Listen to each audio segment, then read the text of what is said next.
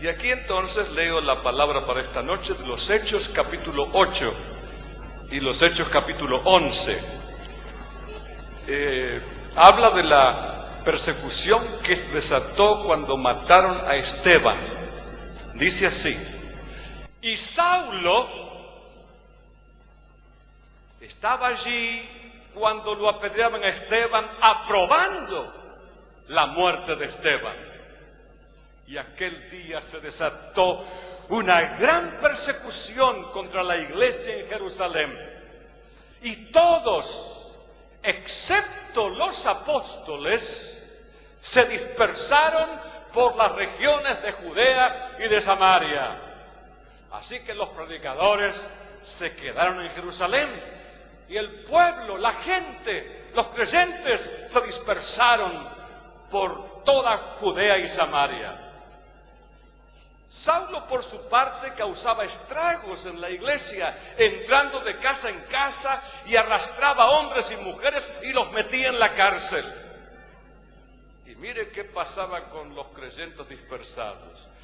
Y los que se habían dispersado predicaban la palabra por donde quiera que iban. No los apóstoles. Y llegaron hasta Fenicia, Chipre y Antioquía, sin anunciarle a nadie el mensaje, excepto a los judíos. Porque aunque usted no lo quiera creer, los discípulos de Jesús eran bien ignorantes. No habían entendido en los 3 años de estar con Jesús que el evangelio era para todos.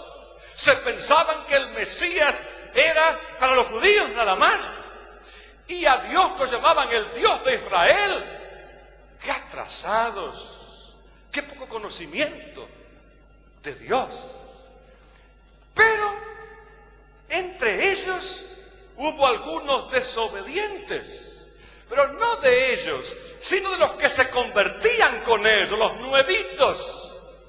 nuevitos, que al llegar a Antioquía comenzaron a hablarles también a los no judíos. Aleluya. Anunciando las buenas nuevas acerca del Señor Jesús. Y el poder del Señor estaba con ellos, y un gran número creyó y se convirtió al Señor.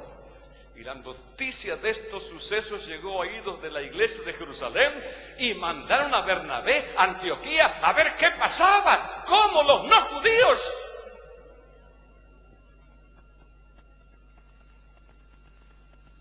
Evangelismo normal. No fueron misioneros, no fueron mandados, no les pagaban sueldo, nada. Los fueron dispersados porque los perseguían. Y donde llegaban era como cuando el viento lleva las semillas y las desparrama por todas partes y comienzan a hacer árboles por todos lados. Así pasaba con estos creyentes primitivos. Y ahora aquí empiezo mi mensaje. Usamos hoy día la palabra célula para grupos pequeños que se reúnen periódicamente para orar, meditar en la palabra y obedecerla. Porque una célula es un equipo. Quizás la palabra equipo es mejor que célula. Es un equipo que logra mucho más juntos que si cada uno por separado hace algo y luego lo suman. En grupo se logra mucho más.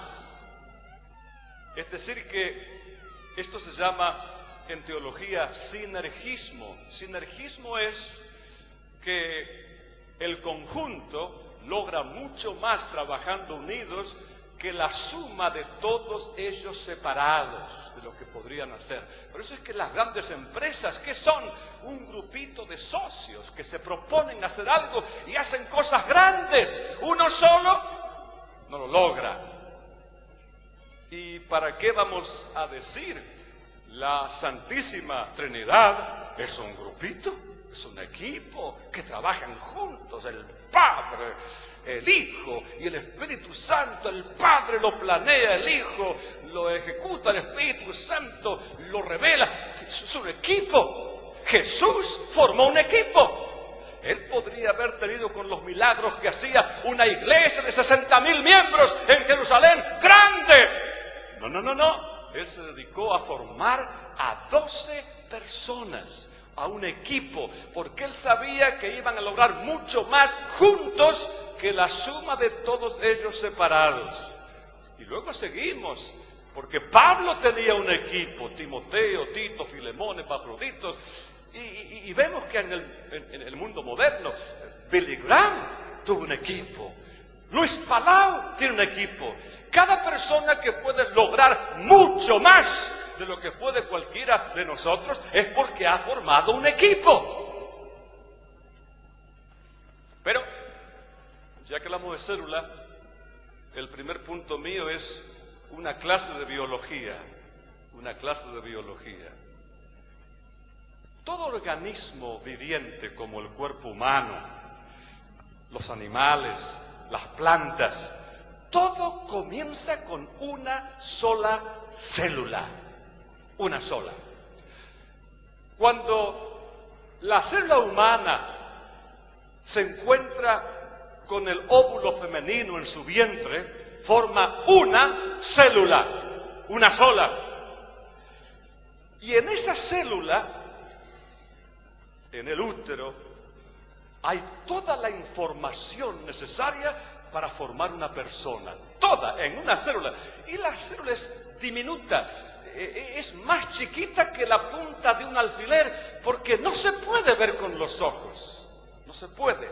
Es tan chiquitita y por eso es que recién ahora se descubre lo que pasa en la célula. En la célula existe toda la información necesaria para que de allí se forme una persona. Allí está la instrucción, cómo hacer un pulmón, otro pulmón, la vejiga, la cabeza, los ojos, todo está en esa célula. Esa célula tiene 100,000 genes, 100,000 genes, y cada gen tiene una instrucción para algo.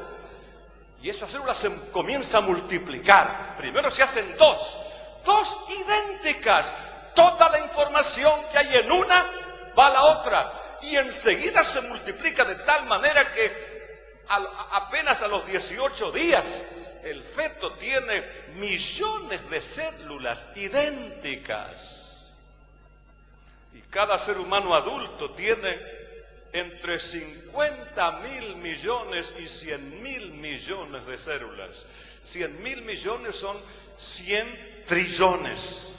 100 trillones de células. Todas con toda la información.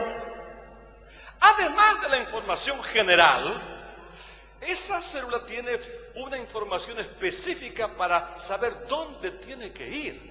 Algunas tienen que ir a formar las uñas y los dedos y los brazos, otras el ojo, la oreja, y todas van trabajando en forma coordinada y maravillosa, que ese feto en 9 meses de multiplicarse esas células e irse para sus lugares, sabiendo toda la personalidad de la persona que están creando, forma la criatura que nace y hace ¡oh, qué emoción!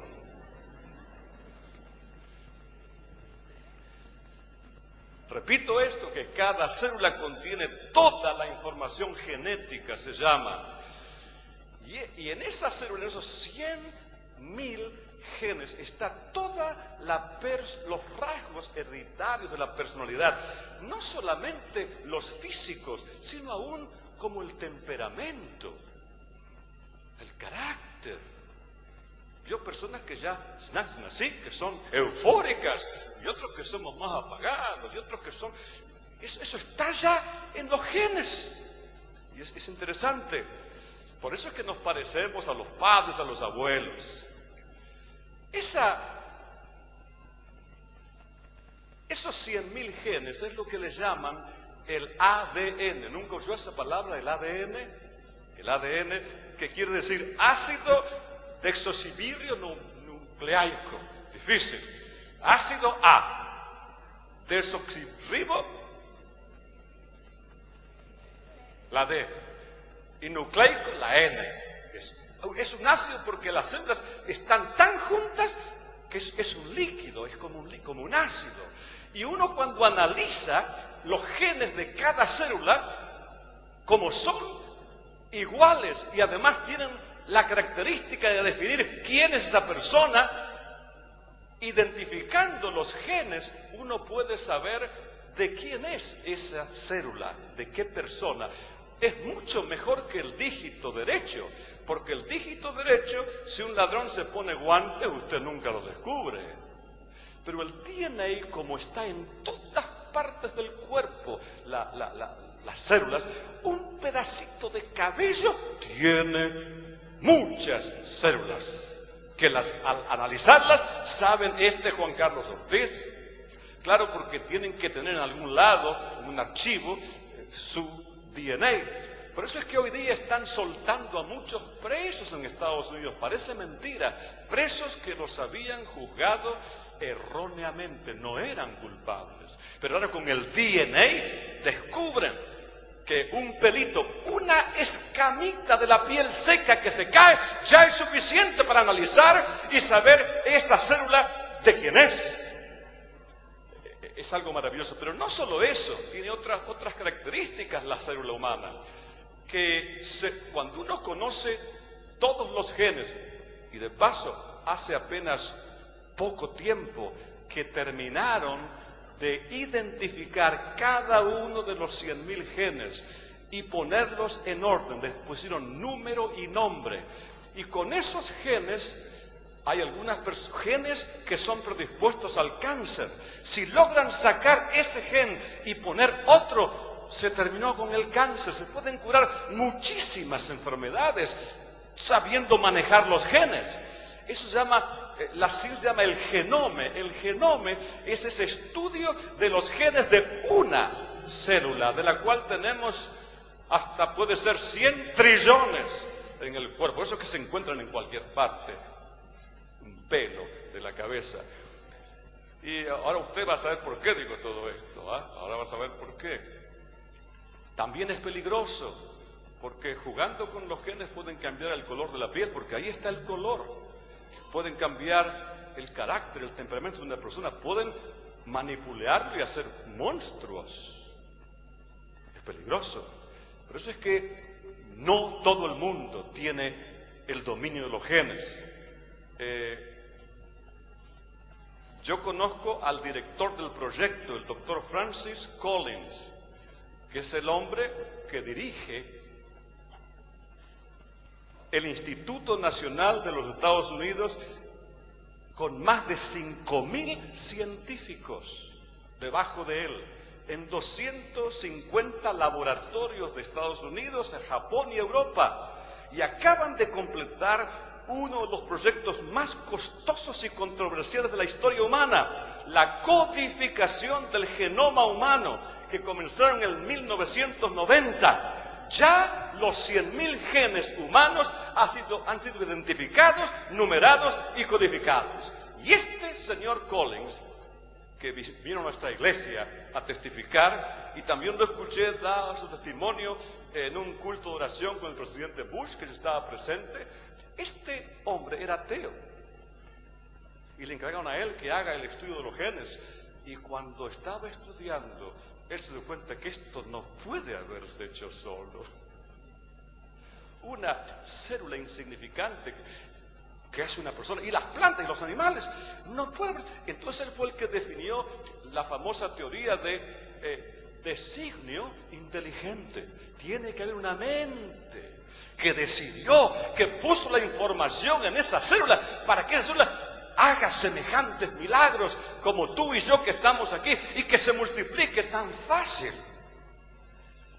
Y yo pensé también, es muy posible, hermanos, que en la historia, muchos me preguntan a mí, yo no tenía respuesta, si Adán y Eva eran, digamos, blancos, ¿por qué hay negros y amarillos y marrones? ¿De dónde salieron las razas, etcétera? Es muy posible que con tantos cambios climáticos y cataclismos que hubo, que haya habido un reajuste de genes, y que por eso tenemos distintos colores, distintos ojos, así. Y algunos les tienden a ser gorditos, otros flaquitos, algunos narigones, otros, y según los genes. Quizá cuando los manejen bien vamos a ser todos lindos, para saber.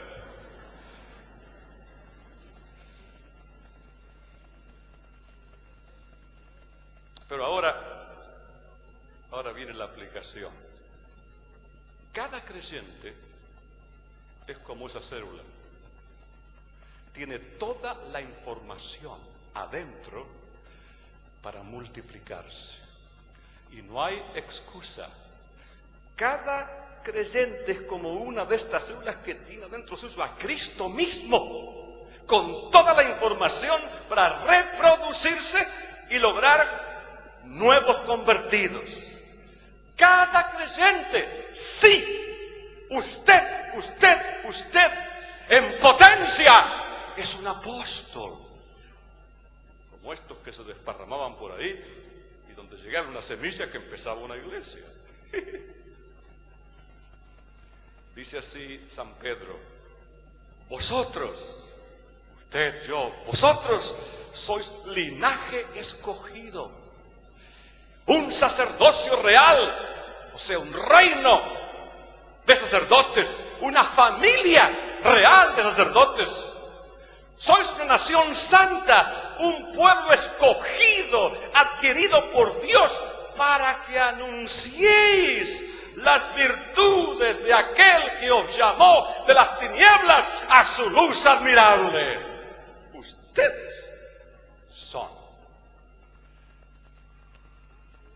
En Apocalipsis dice, esto era 1 de Pedro 2:9 para los que anotan. Apocalipsis 1:6 dice, y nos hizo reyes y sacerdotes para Dios su Padre.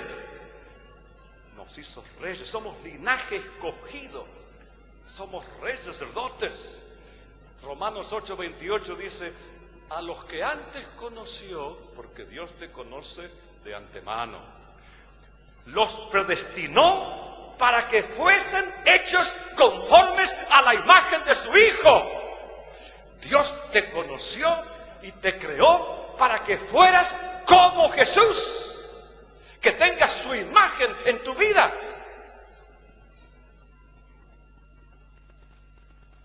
Nuestro ADN es Cristo. Cristo está en cada uno de nosotros para que seamos como Cristo, para que seamos participando, dice Pedro, de la naturaleza divina, todos nosotros. Ahora, yo no quisiera estar hablando esto como un predicador que predica otro sermón. Esto es, hermanos, para que lo meditemos y se nos suba la estima personal. ¿Quién soy yo? ¿Quiénes somos? A veces parecemos por dioseros que estamos pidiendo, ay, pastorcito, me pone la mano, acá, póngame que me duele, okay. Y no nos damos cuenta que en potencia nosotros somos la solución, no el problema. Nosotros somos los que tenemos que dar, no que recibir. Ya recibimos. Porque adentro nuestro está todo el ADN de Cristo. Pertenecemos a la familia de Dios porque fuimos creados por Él y para Él. Fuimos redimidos, engendrados por el Espíritu Santo y adoptados. Y como somos hermanos del Rey Jesús, se nos llama real sacerdocio, o una familia de reyes sacerdotes. ¿Y qué es un sacerdote? Un sacerdote es una persona que está entre Dios y el ser humano, está en el medio. El sacerdote le habla al ser humano de Dios y le habla a Dios acerca del ser humano. Un sacerdote le dice al ser humano, si tú te arrepientes, si tú vienes, Dios te va a recibir, te va a perdonar, va a escribir su nombre en el libro del cielo. Pues, Padre, yo les dije que lo vas a recibir, así que cuando ahora viene, tenés que recibirlo. Mirá que yo le aseguré. Cuando usted venga, va a ver, Señor, mirá que y tu gozo es cuando lo pones juntos y se se reconcilian. ¿Qué te importa si se acuerdan de ti? No importa, el reconciliador no es lo importante, es la reconciliación. Aunque no te nombren o no pongan el nombre, no importa. El gozo tuyo es ver al pecador reconciliado con el Señor. Y todos tenemos en nosotros esa capacidad.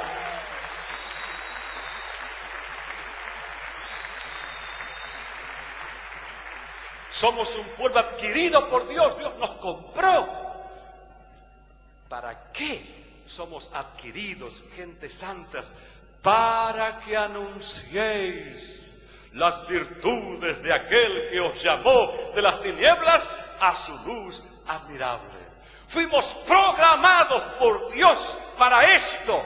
Cristo mismo está en nosotros. Tenemos su ADN.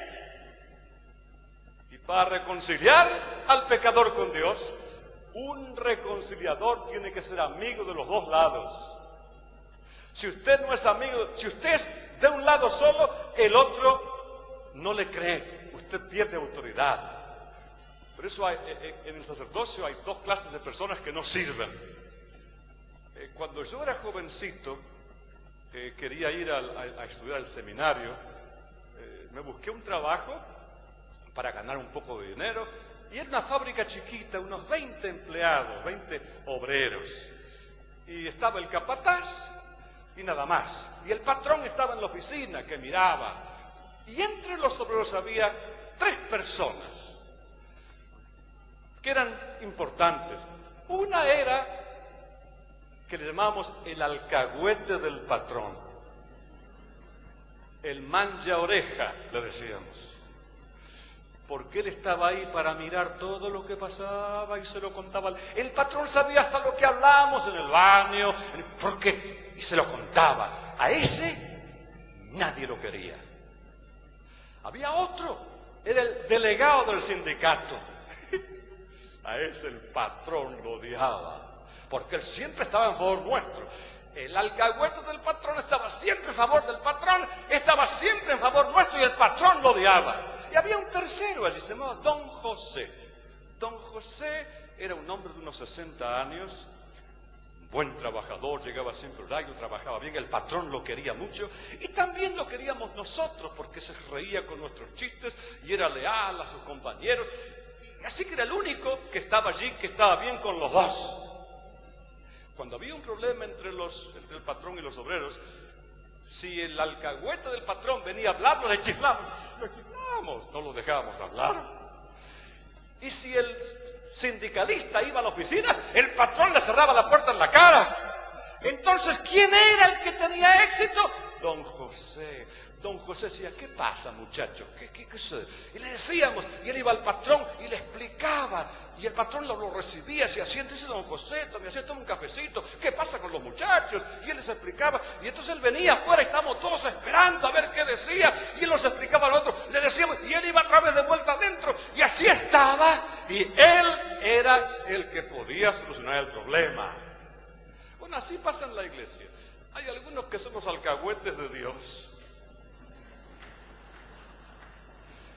Que si Dios dice, Dios va a destruir California y la va a hacer hundir en el océano, dice este, sí Señor, destruirla, que se lo merecen. Estos sacerdotes no los necesitamos, los californianos. Hay muchos de esos que son esos profetas que siempre están castigando, que Dios te va a castigar. Son los alcahuetes de Dios. Ni Dios está contento. ¿Se acuerda de Moisés? Cuando Dios dijo a Moisés, salí del medio, que a este pueblo yo lo voy a destruir. Y dijo Moisés, no me salgo nada. Si usted va a destruir a su pueblo, borre mi nombre de su libro. A Dios le dijo eso. Bueno, ese es un sacerdote. Después están los del sindicato. Los creyentes del sindicato son los que están solamente ocupados de lo social, que hay que ayudar a los pobres, y cambiar las leyes del país. Está bien, eso también es bueno, pero no oran, no tienen relación con Dios, solamente son todo para los otros. Son muy horizontales, son muy sociales, pero no tienen espiritualidad. Tampoco sirven de sacerdotes. Un sacerdote debe ser eminentemente espiritual y eminentemente social. Tiene que amar a Dios con toda su alma y tiene que amar al mundo como Dios lo ama. Ese sacerdote va a poder reconciliar al hombre y a la mujer con Dios. Entonces, de esos son los que necesitamos. Los primitivos creyentes creían esto y lo practicaban. Por eso, aunque mataran a los líderes y perseguían a los discípulos, nunca pudieron detener el avance de la iglesia. Usted sabe, esto parece, como es historia, parece, pero es una cosa muy seria. En 300 años, siendo perseguidos, vituperados, en 300 años lograron que todo el imperio romano, desde el emperador hasta abajo, se hagan cristianos. En 300 años. Y aquí va esta escritura famosa. Escúchala bien. De modo que si alguno está en Cristo, a ver, ¿quiénes están en Cristo acá? Muy bien, hombres y mujeres. Si alguno está en Cristo, nueva criatura es. Las cosas viejas pasaron, todas son hechas nuevas. Y todo esto proviene de Dios. Nosotros no teníamos capacidad para hacer nada.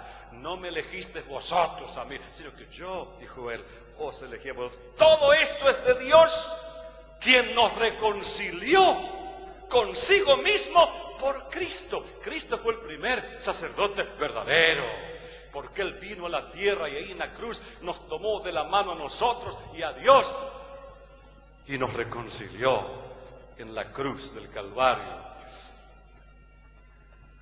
Nos reconcilió consigo mismo por Cristo y nos dio el ministerio de la reconciliación. Cada persona que ha sido reconciliado con Dios ha recibido con la reconciliación la autorización y la responsabilidad de ser un ministro de reconciliación. Tanto trabajo que hay que ordenarse, hay que ir al seminario. No. Según este pasaje, para lo más importante que es reconciliar al hombre con Dios, a la mujer con Dios, dice muy clarito, y nos dio el ministerio de la reconciliación. Señores, ustedes son ministros de reconciliación. Es decir, los que van a hacer la reconciliación, no los pastores. ¿Vio esta lectura primera que se desparramaron? Los pastores se quedaron en Jerusalén, los 12 apóstoles. Los que se desparramaron fueron los creyentes. Las células con toda la información, con todo el ADN adentro de ellos para procrearse y formar cuerpos por todos lados, iglesias por todas partes. Nos dio el ministerio de la reconciliación. Después dice más, Dios estaba en Cristo reconciliando consigo al mundo, no tomándoles en cuenta a los hombres sus pecados, y nos encargó a nosotros la palabra de la reconciliación. Pobre Dios, ¿con quién se metió? Con nosotros. Pero esto es una verdad que la podemos rescatar. Él nos encargó a nosotros. ¿A quién encargó Dios? ¿Qué encargó? La palabra de la reconciliación. Tú eres responsable ante tus vecinos, tu familia, tus compañeros de trabajo, todo el ambiente donde tú tienes un poco de influencia, el ambiente geográfico y el ambiente social. Dios te puso allí y te encargó a ti la palabra. Si tú no lo haces, ¿quién lo va a hacer? Tú quieres que la iglesia ponga carteles por allí, pero ¿qué vas a poner carteles por la ciudad si dice la Biblia que están muertos? ¿Qué van a entender los muertos de esos carteles? ¿Cómo vamos a poder movilizar a los muertos? Imagínense que uno pone avisos en la radio, en la televisión, carteles por la calle, para movilizar a los muertos que vengan a la campaña, cuando no podemos movilizar a los vivos que están aquí adentro.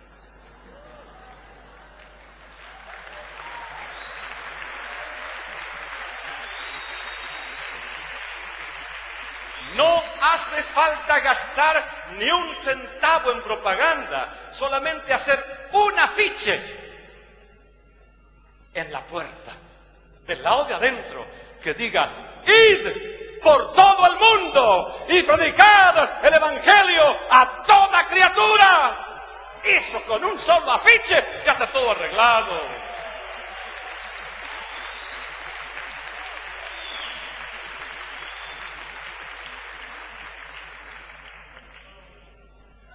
Nos encargó a nosotros, los reconciliados.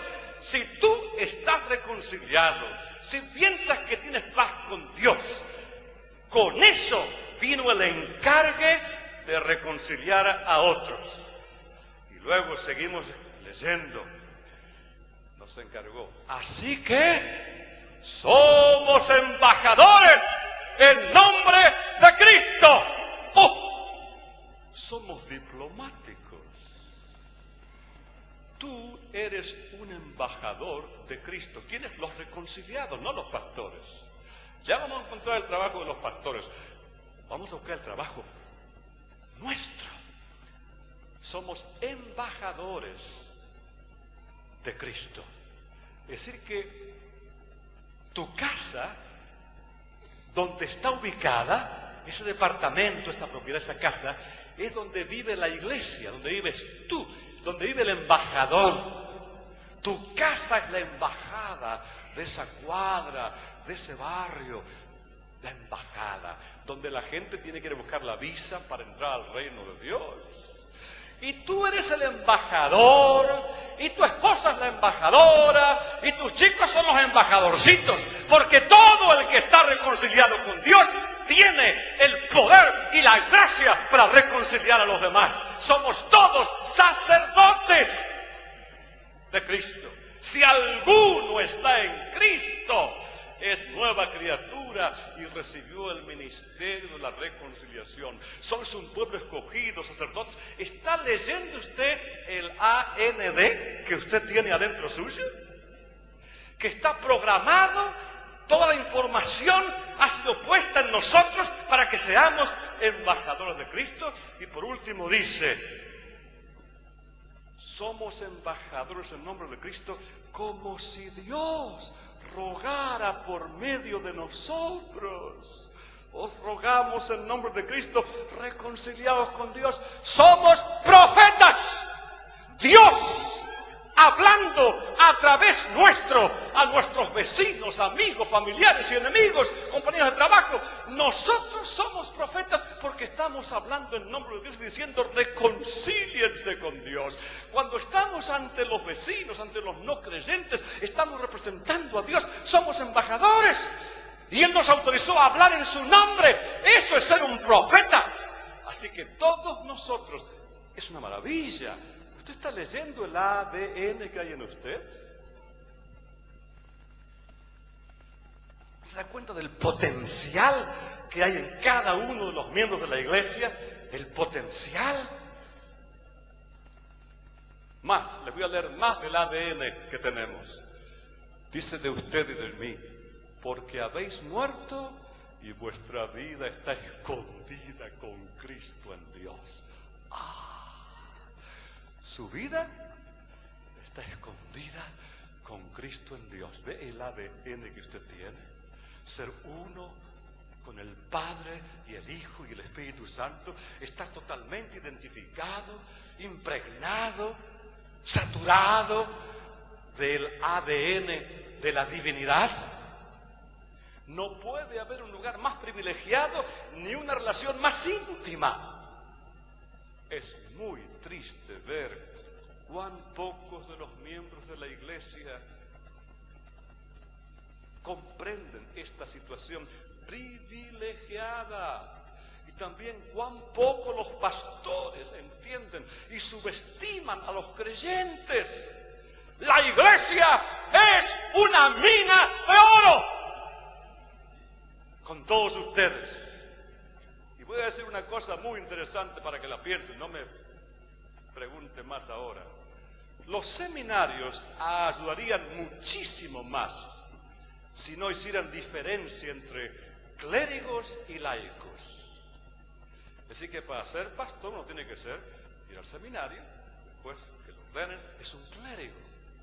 Y los demás, pobrecitos, no, son laicos, no entienden nada. O sea, pastor, tienen que todos ir al pastor para que le ore, para que le haga, para que le diga, para que le predique, para que le aconseje, para que le enseñe, para que... Y nunca terminan de aprender, porque si uno no practica, no aprende. El aprendiz es uno que está haciendo. Cuando yo entré a trabajar, me pusieron de aprendiz. Pero ¿qué aprendí? No estaba mirando así. No, tenía que usarme las manos, tenía que trabajar el aprendiz.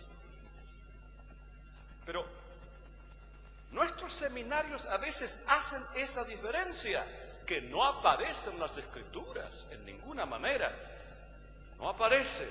Cada creyente puede llegar a ser apóstol y el seminario podría ser una gran ayuda si se ubica en el lugar apropiado. Cuando digo ubicarse en el lugar apropiado, quiero decir, si el seminario se utiliza para que ayude a los creyentes que tienen más sed de saber, para que se ayude a esos, pero no para hacer la diferencia entre los que pueden, los que son sacerdotes y los que no son, porque al modo de mi alma, en las Escrituras, todos somos sacerdotes.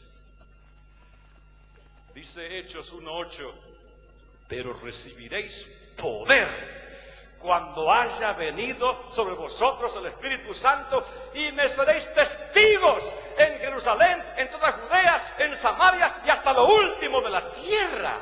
Y ya estaba dicho bien claro. ¿Quiénes? Todos. ¿Cuántos recibieron este bautismo en el Espíritu Santo bendito de Dios? ¿Cuántos recibieron? A ver sus manos. Muy bien.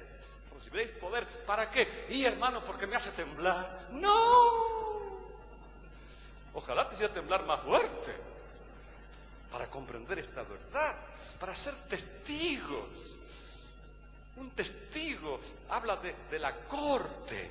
Un testigo es uno que está procurando lograr que se arregle el problema. Un testigo de Jesucristo. Me seréis testigos. ¿Dónde? Jerusalén, Judea, Samaria, por todas partes. Eso no lo pueden hacer los pastores. Él nos dio la autoridad. ¿Sigue leyendo el ADN que tenemos? El poder del Espíritu Santo.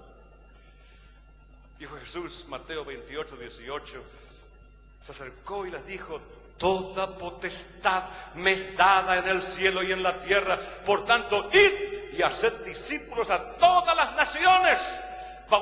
Pero qué loco, Jesús nunca caminó más que 200 kilómetros del pueblito en que nació, y un grupito de 12 que no sabían letras, eran ignorantes. ¿Y cómo se le ocurre decir todas las naciones? Está mal de la cabeza. Si uno estaba ahí, dice: este está mal de la cabeza. Claro, él tenía un plan. Nunca hubiera podido lograr eso si tenían que ir los 12 a visitar todo el mundo. Él había puesto en el DNA, como en las personas, cualquiera de nosotros engendra una criatura igual a 1. ¿Ah? Entonces, y esa persona puede después formar otra persona, y esa otra, y otra, y varios cada uno. Así que él dijo: yo a estos 2 se los suelto, ellos van a soltar a los otros, y vamos a llegar a todo el mundo. En 300 años llegaron a todo el mundo, y quizás podrían haberlo hecho antes, si hubiera estado aquí esta noche escuchándome a mí.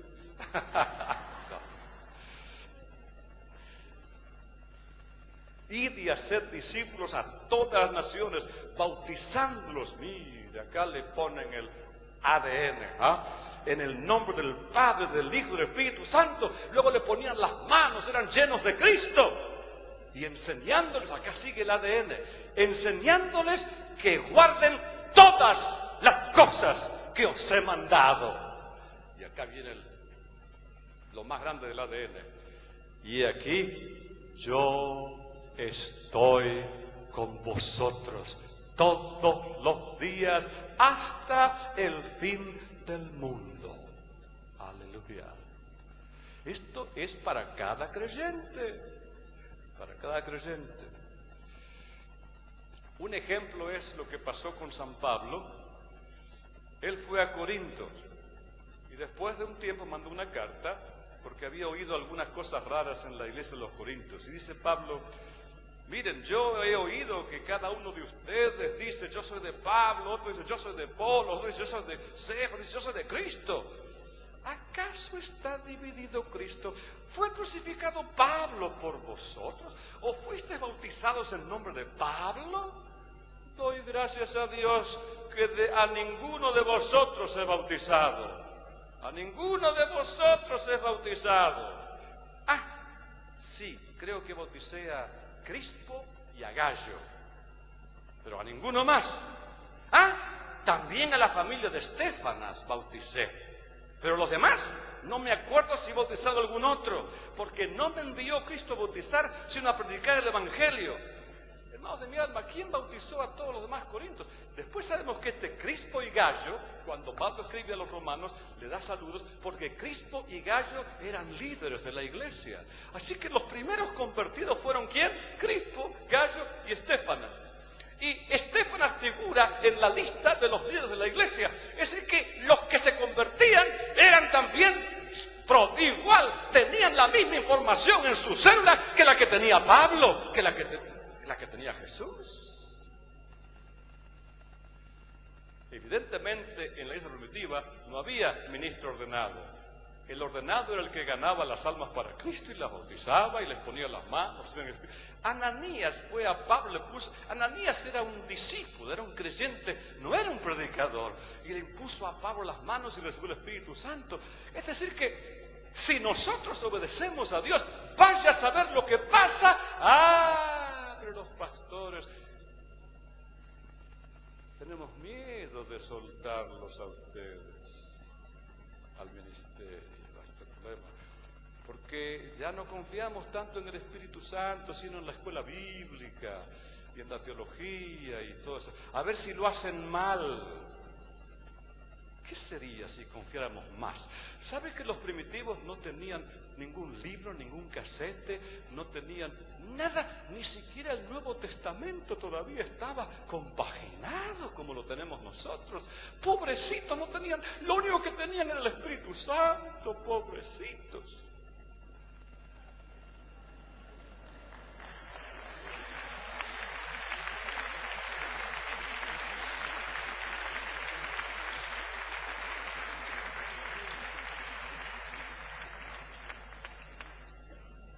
Cuando uno da un poder a alguien, no es para que tiemble y ponga caras raras, sino para que tenga autoridad de representar a Cristo ante los vecinos y conocidos. Como yo viajo mucho, se puede caer el avión, le di a mi esposa un poder general. Ella puede hacer todo lo que quiere, vender, comprar, hacer, deshacer. Lo único que no puede hacer sin mi permiso es divorciarse. Lo demás todo. Ese es un poder. Le di poder para que ella actúe como si fuera yo cuando yo no estoy. Y eso es lo que hizo Jesús. He aquí, os doy autoridad, os doy poder para que actúen en mi nombre y cumplan en sus propias vidas lo que falta a las aflicciones mías por la iglesia, porque Cristo hizo lo más importante. Cristo murió en la cruz, preparó a los discípulos, pero ahora nosotros tenemos que seguir haciendo lo que Él no pudo hacer, que es predicar el Evangelio a toda nuestra generación y cumplir lo que falta a las aflicciones de Cristo por su cuerpo, que es la iglesia. Ay, ay, ay. Usted no se imagina todo el potencial que hay en un creyente. Un creyente que ha sido nacido de nuevo, llenado de Cristo, bautizado en el Espíritu Santo. Usted sabe que en el Antiguo Pacto solamente la unción del Señor y el Espíritu Santo venía sobre algunos pocos elegidos, los profetas, algunos reyes y nada más. Pero la promesa del Padre fue: en los últimos días voy a derramar mi espíritu sobre toda carne. Y vuestros hijos y vuestras hijas profetizarán, y vuestros jóvenes verán visiones, vuestros viejos verán sueños, y sobre mis siervos y mis siervas, sobre las mucamas, sobre los sirvientes, verán todos. Cuando en un nuevo pacto todos somos llenados del Espíritu Santo, más que ungidos, porque la unción da la idea de algo que se pone de afuera. Pero el Espíritu, en el Nuevo Testamento se acabó casi la palabra unción y se usa la palabra llenos. ¿Ah? El día de Pentecostés dice que fueron todos ungidos por el Espíritu. Fueron todos llenos. Y la única vez que se usa la palabra unción es en Juan, primero de Juan, que dice: pero la unción que habéis recibido mora en vosotros. No dice que tenés que pedir que venga la unción. No, no, no, no, no, no. Cristo es la unción. ¿Querés más que eso? A veces nos confundimos un poco porque estamos esperando que venga cada vez, que siempre está lejos, que tiene que venir. Y como no viene, entonces yo no tengo ninguna obligación de hacer nada porque no tengo la unción. ¿Cómo que no tienes la unción? La unción que habéis recibido mora en vosotros. Y dice cosas más graves que casi uno no las puede repetir. Dice: la unción que habéis recibido mora en vosotros y no tenéis necesidad de que ninguno os enseñe, más como la unción misma os enseña, y es verdad y no miente. Así como os ha enseñado, perseveraréis en él. ¡Qué poder que tiene el Espíritu Santo! Tenemos, hermanos de mi alma, que confiar en estas cosas, porque esto también son versículos de la Biblia.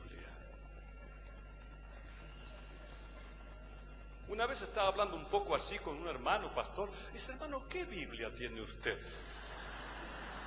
Digo: abra la suya, por favor. Porque uno, sin darse cuenta, tiene versículos subrayados, que yo creo que yo nunca subrayo mi Biblia, porque subrayado quiere decir que hay versículos de primera clase y de segunda clase. Si tú quieres saber lo que te falta en tu vida espiritual, lee lo que no está subrayado. Ahí está lo que te falta.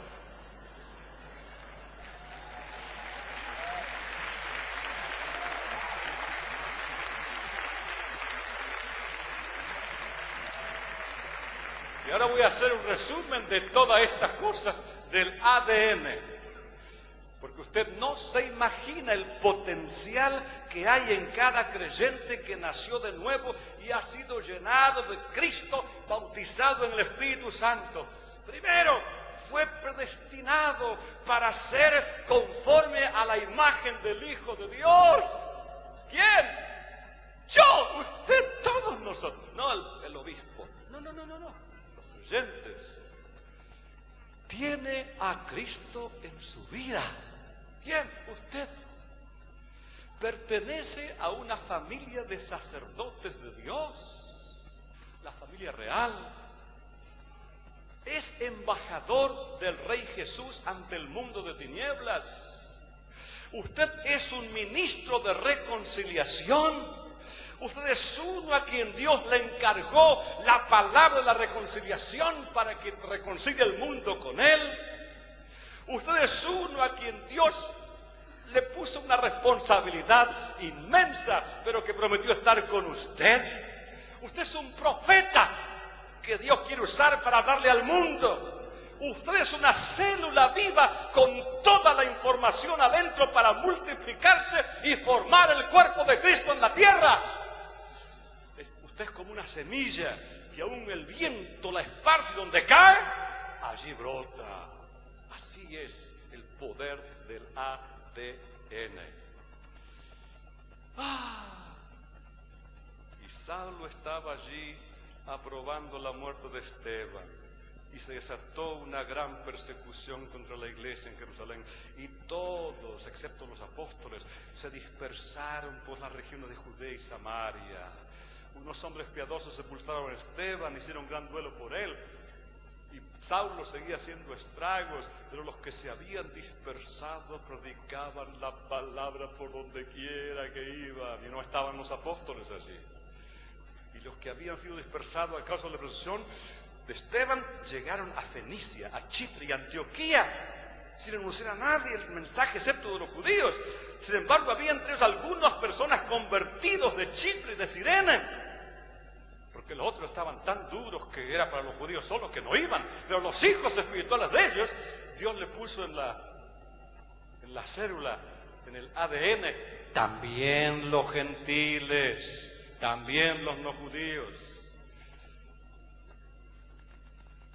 Y se fueron por todas partes y se convirtió gran cantidad de gente al Señor en Antioquía. Usted sabe que nosotros, usted y yo, somos hijos de la iglesia de Antioquía, no la de Jerusalén. Por eso es que no estamos circuncidados, porque en Jerusalén querían que todos los que se convertían tenían que circuncidarse. Bendito sea Dios que nos convertimos de Antioquía. Hermanos de mi alma, usted puede contar las semillas que hay en una manzana, pero usted no puede contar las manzanas que hay en una semilla.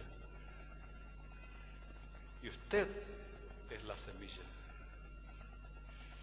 La iglesia de los primeros 3 siglos no tenía templos donde reunirse como este, tan bonito. Era una iglesia subterránea que se reunía secretamente.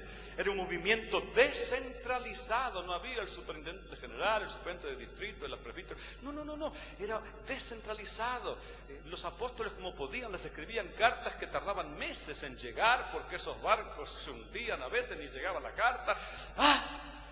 No tenían una organización central, institucional. Se reunían por las casas y en cualquier lugar. Todos eran pastores en potencia. Donde caían, testificaban, bautizaban a sus convertidos y se hacían sus discípulos y comenzaban a reunirse en células en hogares donde participaban también de la comunión por las casas. No tenían que ordenarlos para que partan el pan por las casas y para que hagan la comunión. Lo hacían, Todos eran misioneros. Donde llegaba un creyente, llegaba la semilla del reino de Dios. No necesitaban dinero para hacer edificios, ni pagar pastores, no tenían oficinas centrales, no tenían siquiera un sistema de doctrina organizado, ni siquiera Nuevo Testamento como el nuestro, porque no existía todavía. Había una total confianza en el Espíritu Santo. El Espíritu, dijo Jesús, os enseñará todas las cosas y os recordará todas las cosas y os guiará a toda verdad. ¿Quiere más? Todas las cosas, toda verdad.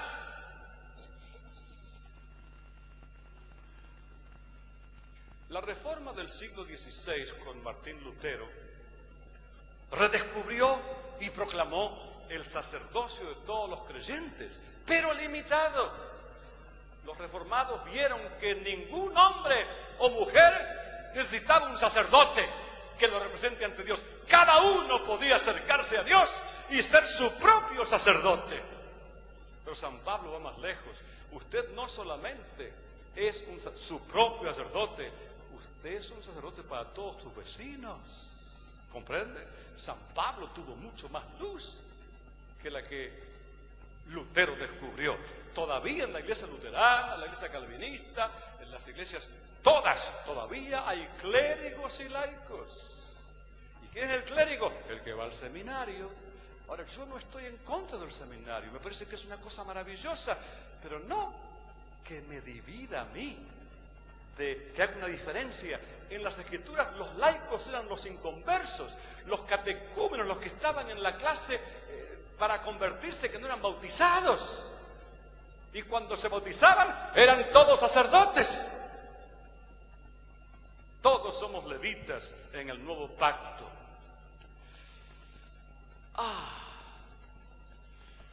Los que estamos más adelantados en el Señor, los más viejos en Cristo, debemos entrenar a los más nuevos. Y aquí viene entonces el otro tema importante, que ya se me fue la hora para decírselo, pero capaz que seguimos mañana, vas a saber. Sin embargo, este puntapié, a veces me gusta dejar una enseñanza inconclusa para que la busquen a lo que queda, para que investiguen. Los pastores también tenemos que entender esto del sacerdocio. Algún pastor dice, ay hermano, qué suerte que usted vino y le dijo a mi iglesia todo eso. Sí, pero usted todavía sigue creyéndose que es el pastor, sacerdote único y principal y que los demás tienen que estar solamente, si usted lo deja, no los quiere soltar. Ay, no, dice, porque van a hacer cada lío. Ajá. Entonces, entrénelos. Porque miren, hermanos, no crea que las cosas de Dios no son dadas y que no hay que estudiar ni nada de eso. Hay algunos que tienen el don de la música, algunos que no lo tienen, ni tienen oído siquiera. Pero aún los que tienen el don de la música, si quieren tocar bien, ¿qué tienen que hacer? Tienen que ir al conservatorio, tienen que pasarse horas, tienen que ser entrenados. Igual los cantantes. Yo me acuerdo que yo era cantor cuando era jovencito, mi esposa y yo cantábamos dúos, hicimos discos y ahora los rompimos. Porque cuando uno ve los cantantes de ahora que son profesionales, ¿qué les pasa? ¿Qué diferencia hay entre ellos y yo y mi hermano Rubén? Es que ellos han estudiado voz, han ido a un profesor que les enseña a postular la voz. Decía, ¡ah! Yo tengo el don de la música, toco un poco de piano, un poco de acordeón, un poco de guitarra, un poco de todo, porque el pastor tiene que saber un poco de todo, pero no toco nada bien porque nunca fui a estudiar. Por eso es que yo no estoy en contra de los seminarios de ninguna manera, para que me ayuden a ser un mejor sacerdote, no para que me digan que yo soy el otro que no va, no es. Todos podemos llegar a ser apóstoles según las prioridades en la vida. Hay algunos que podrían ser tremendos pianistas, pero no les gusta practicar 8 horas por día el piano. Hay unos que quieren ser cantantes porque tienen buena voz, tienen el don de la voz, pero no quieren estar haciendo... No quieren practicar, no, se cansan, ¿no? Solamente hacen cuando van al profesor y no tenés que practicar varias horas en tu casa durante la semana. Bueno, entonces lo que dije yo recién, la potencia está en todos. Pero a ver, ¿cuánto tiempo? ¿En qué orden de prioridades está el sacerdocio que Dios me dio? ¿Cuán importante es para mí? ¿Cuánto voy a dedicar? Y según esa dedicación, uno va a llegar más lejos o no va a llegar. Algunos que no quieren seguir entrenándose no van a llegar a nada. Van a ser como Marta y yo, que hacíamos los discos y que no nos da vergüenza de los discos que hicimos. No solo eso, me da vergüenza de muchos casetes que yo hice. Así que no crea mucho eso de los casetes, porque a veces escucho y digo, Señor, ¿por qué me permitiste poner a hacer ese casete? Porque seguí estudiando, seguí orando hasta el día de hoy. Mi vida me encanta estar solo con Dios para recibir más y más y más. Como cantamos, yo quiero más y más de Cristo. Entonces, tiene que ver con la dedicación, las prioridades y el tiempo que consagra y el dinero que invierte en su ministerio para llegar a ser lo que Dios quiere que usted sea. Bueno, voy a dejar acá. ¿Qué voy a hacer? Vamos a orar antes que me siente. Quizás seguimos mañana porque lo que me queda es mucho, ¿eh? Mire, todo esto.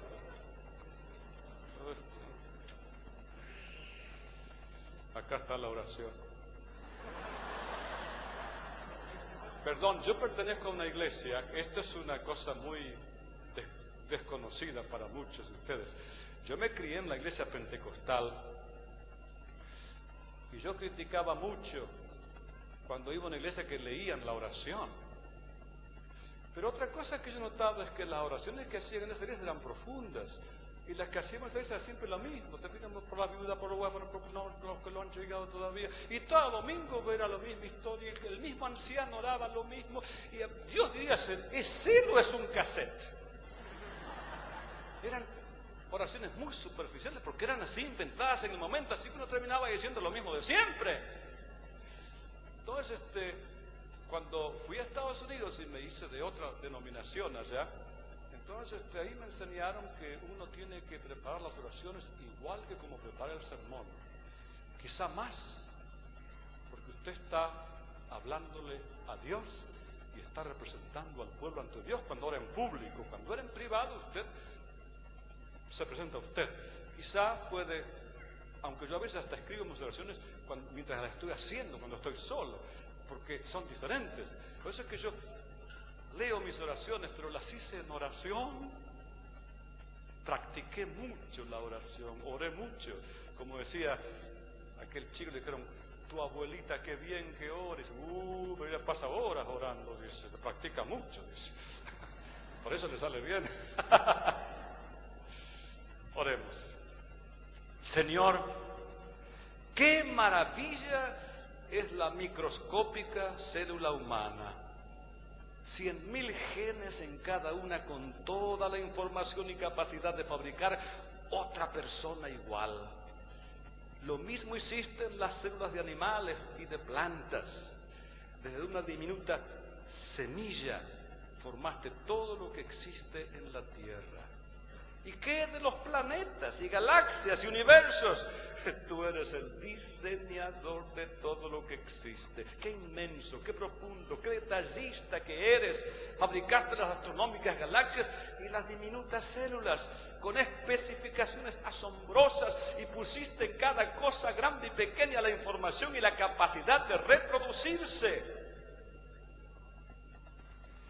Todo lo que tú haces es profundo, infinito, sin límites, eterno, sin fin y perfecto hasta el más mínimo detalle.